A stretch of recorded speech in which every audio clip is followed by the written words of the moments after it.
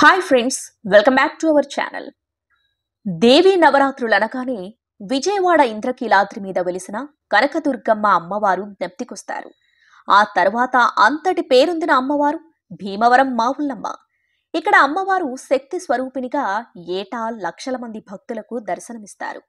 ఆది పరాశక్తి అయిన లలితాదేవి అనేక ప్రాంతాల్లో అనేక రూపాల్లో వెలసి భక్తులను కాపాడుతుంది.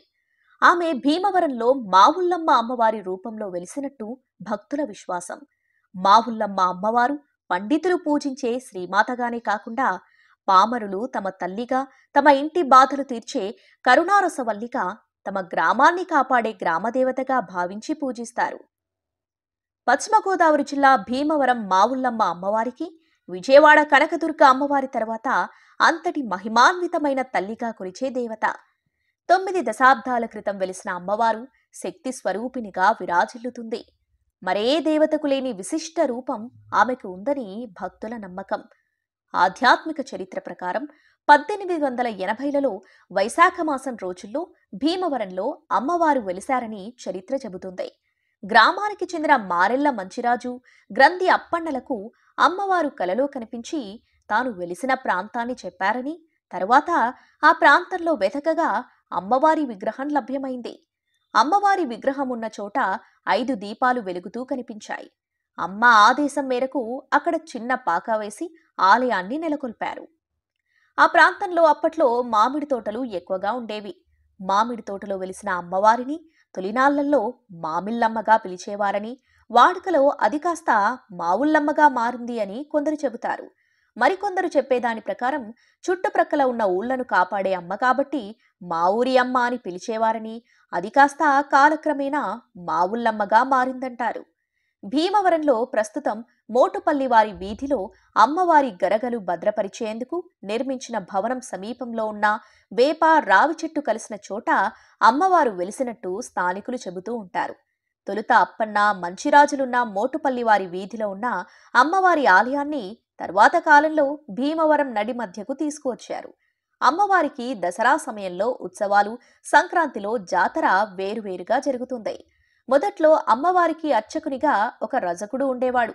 అందువలన రజక సంఘం ఆధ్వర్యంలో ఒకసారి, పండ్లు పూల వర్తక సంఘం వారి ఆధ్వర్యంలో మరొకసారి ఉత్సవాలు జరుగుతాయి. 1910లో భీమవరాన్ని గోదావరి వరదలు ముంచెత్తడంతో అమ్మవారి విగ్రహం చాలా వరకు దెబ్బతింది. దీంతో 1920లో కాళ్ల గ్రామానికి చెందిన శిల్పి తాతవోలు నాగభూషణాచార్యులు అమ్మవారి విగ్రహాన్ని మలిచారు. శక్తి స్వరూపిణి కావడంతో అమ్మవారి విగ్రహాన్ని నాగభూషణాచార్యులు భీకర రూపంలో తీర్చిదిద్దారు. అమ్మవారి రూపాన్ని దర్శించేందుకు భక్తులు భయపడేవారు. తర్వాత గ్రంథి అప్పారావు అనే శిల్పి అమ్మవారి విగ్రహాన్ని శాంతి స్వరూపిణిగా తీర్చిదిద్దగా భక్తులు ప్రతిష్ఠించారు. ప్రస్తుతం అమ్మవారు కరుణామూర్తిగా దర్శనమిస్తారు.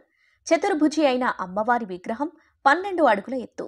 4 చేతుల్లో ఖడ్గం, త్రిశూలం, డమరుకం, కలసమున్నాయి. అమ్మవారు శక్తి స్వరూపులైన గర్భాలయానికి ఇరువైపులా అహింసావాదులైన రామకృష్ణ పరమహంస, గౌతమ బుద్ధుడు విగ్రహాలు ఉండటం విశేషం. ప్రతి ఏటా జనవరి 13వ తేదీ భోగి పండుగ నుంచి నెల రోజుల పాటు ఉత్సవాలు నిర్వహిస్తూ ఉంటారు. ఈ సందర్భంగా సాంస్కృతిక కార్యక్రమాలు నిర్వహిస్తూ ఉంటారు. ఉత్సవాల చివరి 8 రోజులు అమ్మవారిని అష్టలక్ష్ములుగా అలంకరించి పూజిస్తారు.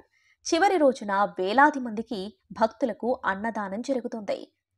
ఆలయంలో నిర్వహించే ఉత్సవాలకు, జాతరలకు ఇక్కడ పెద్ద ఎత్తున సాంస్కృతిక ప్రదర్శనలు నిర్వహిస్తారు. విశేషమేంటంటే ఈ ప్రదర్శనలో అంతరించిపోతున్న కళలకు పెద్దపీట వేస్తారు.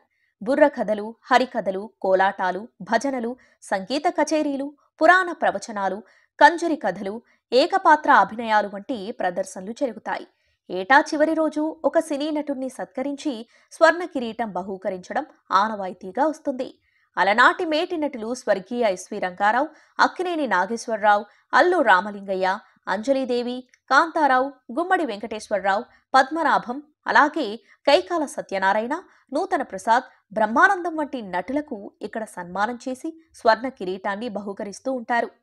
ఇదండి భీమవరం మావుళ్ళమ్మ అమ్మవారి ఆలయ చరిత్ర, ఆధ్యాత్మిక ప్రాశస్త్యం.